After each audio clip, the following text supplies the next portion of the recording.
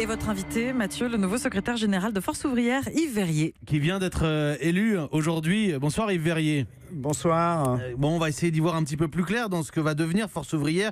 Les dernières semaines ont été agitées pour votre syndicat. Vous avez 60 ans, vous êtes un ancien des instances dirigeantes de la maison, Yves Verrier.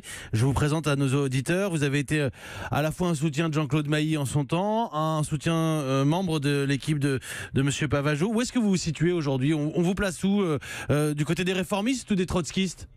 On est tous réformistes à Force ouvrière. De longue date, on a défini ce qu'était Force ouvrière comme étant le réformisme militant, c'est-à-dire exigeant dans la négociation. On veut aboutir, obtenir des bons accords et quand ça marche pas, on met le rapport de force, comme on dit. C'est-à-dire que s'il faut manifester, on manifeste.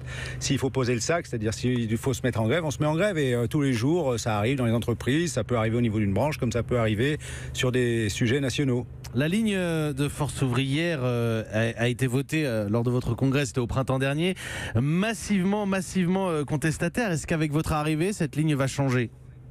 Massivement contestataire, je ne sais pas. Il faut lire exactement ce que sont les résolutions. On conteste très revendicative, quand on n'est pas... on va dire. Oui, voilà, très revendicatif. C'est la marque de Force ouvrière, oui, c'est juste. Et cette ligne ne va pas changer? Ah non, parce que non. Le Congrès, c'est le Congrès des syndicats. Et ceux qui élisent le secrétaire général, ce ne sont pas les syndicats. C'est pas la même chose.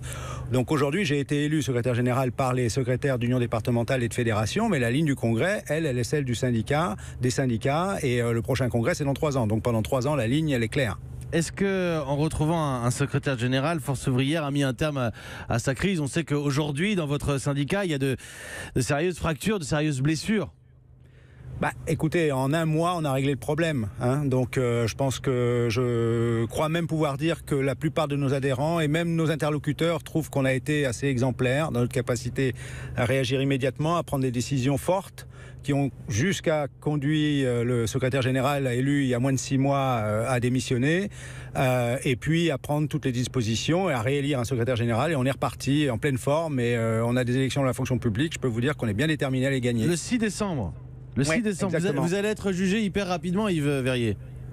Écoutez, oui, mais ça nous fait pas peur. Vous voyez, moi je viens d'être élu et là il y a des élections. On a des bons résultats dans les entreprises en ce moment et puis on compte bien que les policiers, les agents hospitaliers, les agents des bureaux, dans tous les bureaux, y compris les impôts d'ailleurs, des EHPAD, se mobilisent parce que Force ouvrière a toujours été à la pointe du combat pour défendre le service public et le rôle des fonctionnaires et des agents contractuels de la fonction publique. Le climat social, et on a beaucoup parlé des syndicats mis sur le côté, Yves Verrier, le climat social, c'est évidemment la question des gilets jaunes. Vous dénoncez un vide politique.